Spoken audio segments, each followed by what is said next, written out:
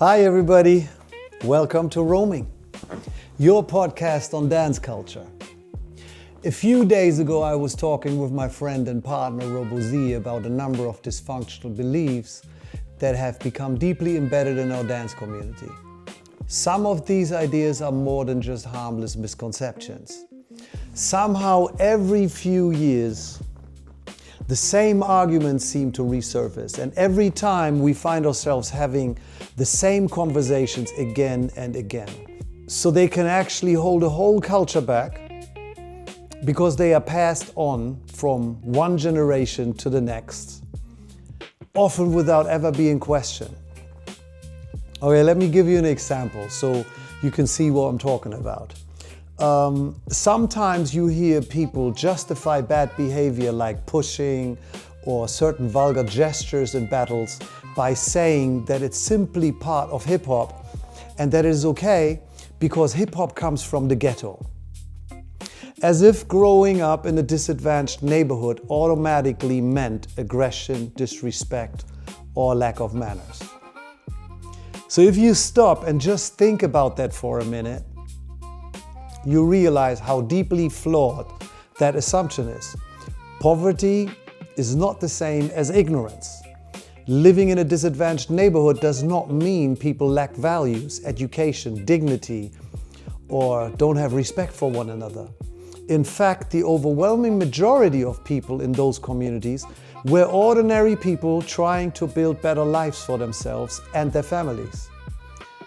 Ironically, using the ghetto to justify harmful behavior today reinforces the very stereotypes that generations of people from those communities have struggled to overcome. And let's not forget that hip-hop itself emerged as one of the ways people resisted those exact circumstances. It offered dignity, creativity, community, and so also a sense of belonging and a path towards something better. Not an excuse to preserve the very conditions it sought to transcend. Once you look at the example this way, the real problem becomes clear. If enough people accept a belief like this as legitimate, it doesn't remain just another opinion, it begins to shape behavior. It influences expectations. Eventually it becomes part of what people think the culture is supposed to be. That is exactly how harmful ideas become normalized. You see, Robozy is Greek, and this is not the only time our conversations eventually led us to an ancient Greek concept. So this time again, we ended up with a fascinating concept and a way of thinking about this problem. The concept is called Amathia. Amathia is often translated simply as ignorance, but that translation barely scratches the surface. It is not just a lack of knowledge, it is a condition in which people fail to recognize the limits of their own understanding. Amathia is what happens when a person's intelligence stops serving the pursuit of truth and begins serving the defense of unquestioned beliefs. Let me put it this way. A person suffering from Amathia believes their understanding is sufficient and therefore sees no need to seek correction. They believe they already know enough. They reach a conclusion, often based on incomplete or superficial evidence, or simply on what seems convincing, and then close themselves off to further inquiry. Their confidence becomes an obstacle to knowledge. That makes Amathia a deeper epistemic failure. Coming back to the previous example, the attempt to justify bad behavior as an authentic part of hip-hop often reveals something else. The glorification of certain forms of negativity. And that reflects an ideology that equates toughness with aggression, emotional control with weakness, and harmful behavior with authenticity. As if a difficult upbringing or harsh circumstances somehow legitimize acting without restraint. The more people become convinced that this ideology reflects the true nature of the culture, the more difficult genuine learning and self-correction become. This is precisely where the Greek concept of Amathia becomes relevant. Again, Amathia is the failure to recognize the limits of one's own understanding. If that's true, then Amathia is far more than an individual flaw. It really may help us to explain why certain misconceptions survive for decades, why they become woven into a culture's traditions, and why challenging them often feels so surprisingly difficult. If we follow this line of thought a little further, we can see how patterns begin to emerge. It usually starts with an idea, simple idea. Sometimes that idea is based on a misunderstanding or oversimplification, or a historically inaccurate interpretation. At first, it is nothing more than a claim. Once enough people begin acting as though that claim were true, however, the idea starts to shape behavior. Behavior then influences expectations. Expectations influence social norms, and gradually the original claim acquires legitimacy. What then was once merely an opinion begins to feel like common sense. As this process continues, the belief becomes increasingly embedded within the culture. People then inherit it without necessarily knowing where it came from or whether its original assumptions were ever justified. It is simply accepted because it has become familiar. This is where Amathia becomes particularly important. When people no longer recognize the limits of their own understanding, when they stop questioning the very assumptions that shape their beliefs in the first place. Confidence gradually replaces curiosity, and certainty replaces critical reflection. At this point, I think another phenomenon begins to appear. One for which I haven't found a suitable term in the literature yet. So for the purpose of this discussion, I'd like to call it perceived evidence immunity. By that I mean the mistaken impression that a belief no longer needs to answer to evidence because it already appears self-evident, culturally validated, or beyond any reasonable dispute. The belief isn't actually immune to evidence. It is simply treated as though it were. Once a belief reaches that stage, confirmation bias naturally reinforces it. People begin to notice examples that appear to support the belief while they are overlooking, dismissing, or also rationalizing the evidence that contradicts it. Every apparent confirmation strengthens their confidence, making future self-correction increasingly unlikely. The result is a self-reinforcing cycle. The more widely a belief is accepted, the more obvious it appears. The more obvious it appears, the less people feel compelled to question it. And the less they question it, the more firmly it becomes embedded within the culture. So, too often, what may have started as a misunderstanding eventually acquires the status of tradition. And that, I believe, is one of the reasons why some of the most persistent obstacles to cultural development are not external at all. They are partly ideas that have become so familiar that they no longer appear to be ideas. They simply appear to be reality. Yet the reality we perceive is not always reality as it is. Once false ideas become indistinguishable from reality, they rarely disappear on their own. They persist until people are willing to examine them critically, challenge them honestly, and replace them with something better. Let me give you another example.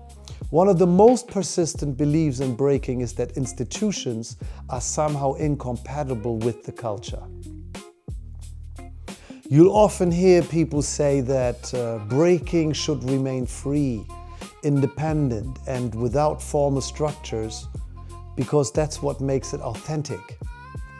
At first glance, that may sound convincing, but does it actually hold up under closer examination?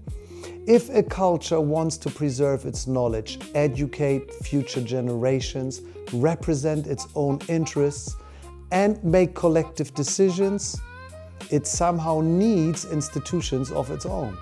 Many breakers speak passionately about freedom and independence, but genuine cultural autonomy is not achieved by rejecting institutions.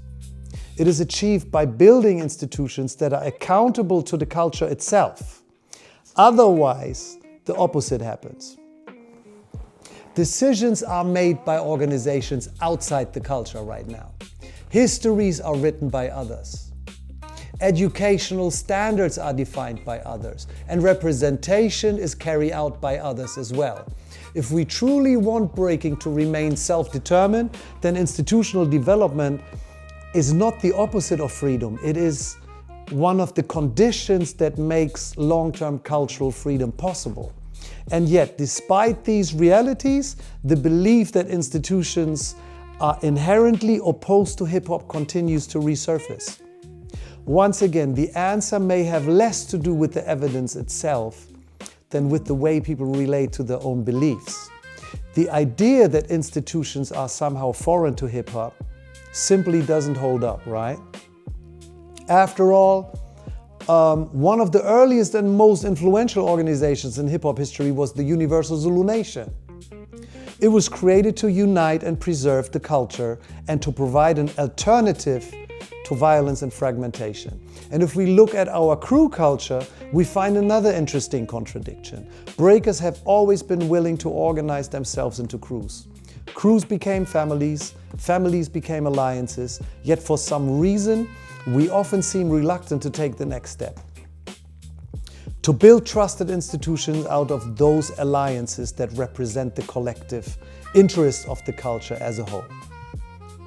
Why is it so natural to trust our own crew, yet so difficult to trust the possibility of a shared institution? Why do we celebrate organization on a small scale while often rejecting it on a larger one? These are precisely the kinds of questions that make Amathia such a useful concept. Sometimes the greatest obstacle is not a lack of evidence, but the confidence that our existing assumptions no longer need to be questioned. But there's another important question. What if some of these misconceptions don't simply emerge by accident?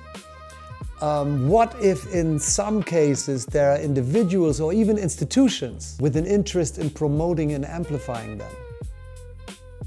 This is where another concept becomes relevant, and it's called agnotology. Agnotology is the study of the deliberate production and maintenance of ignorance. It examines how misleading narratives are created and normalized because they serve particular interests. One of the most known historical examples comes from the tobacco industry. For decades, scientific evidence linking smoking to serious health risks continued to accumulate. And instead of responding to the evidence, parts of the industry deliberately created doubt and controversy in order to delay public acceptance of the scientific findings. The goal was not necessarily to prove that smoking was safe. It was to make people believe that the evidence was still uncertain.